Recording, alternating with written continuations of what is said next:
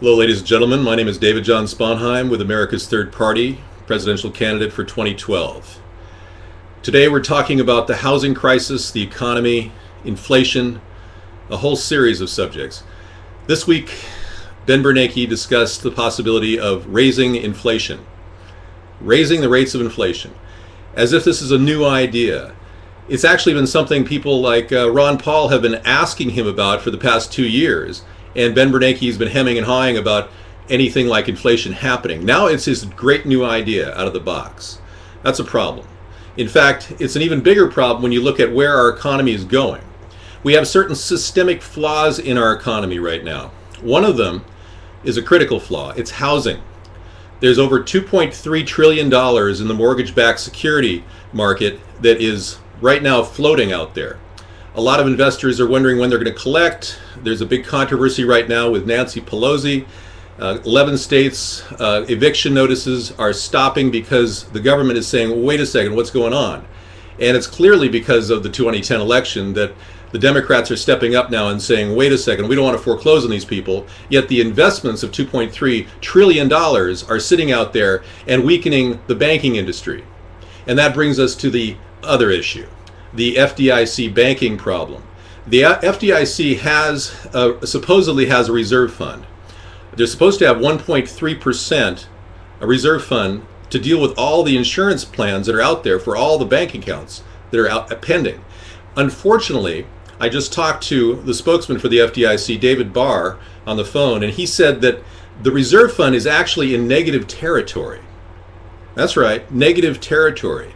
At a time when any number of bank closures could be increasing. In fact, I asked him, are we on the same pace with bank closures as we were last year? And he said, no, we're actually ahead of the bank closures that happened last year.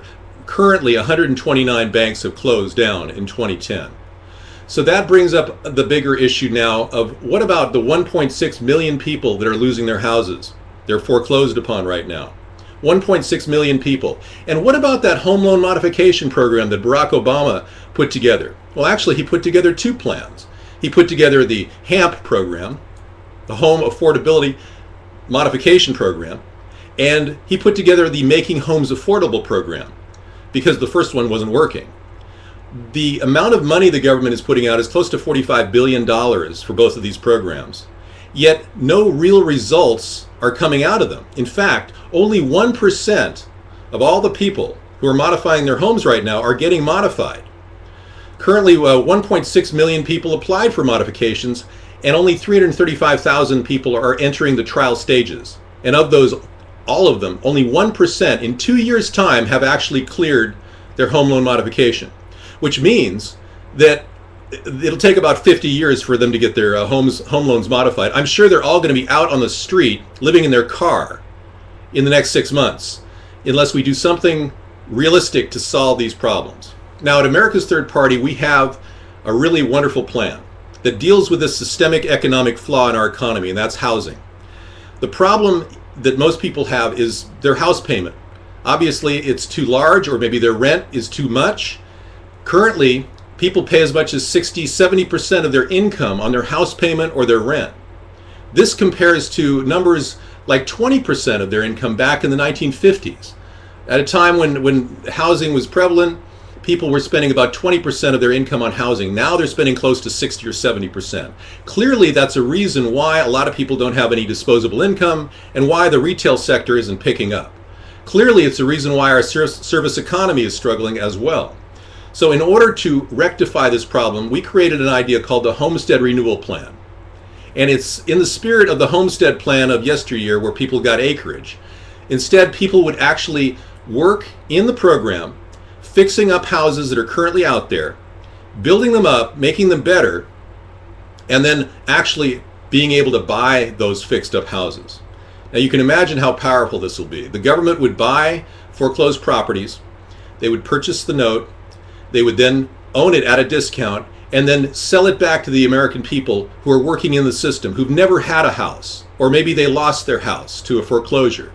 It wouldn't in any way apply to people who are investing. We wouldn't want people to profit from this program. We want people to have a home, because that's the biggest expense they face every day of their life. And if they own their own home, eventually, life will get a lot better for them and their family.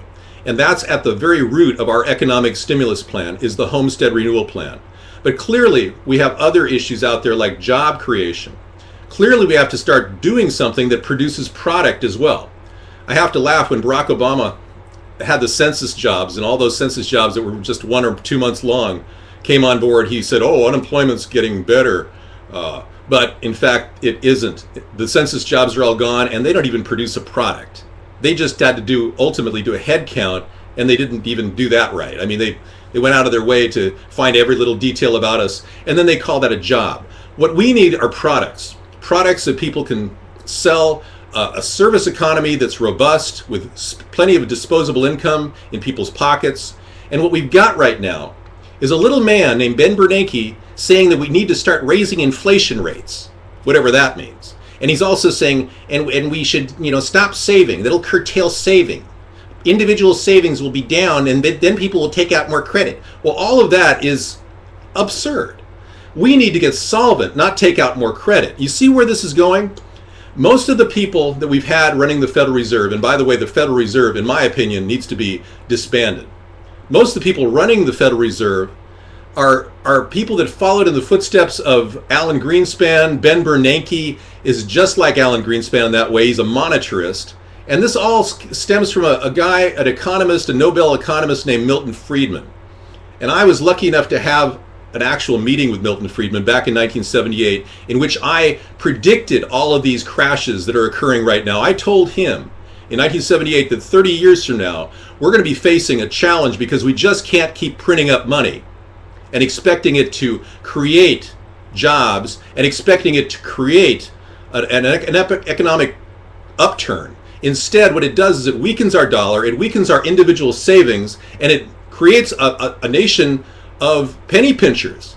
Now, I'd be the first to admit I'm a penny pincher, and I'm sure a lot of Americans are. That's not such a bad thing.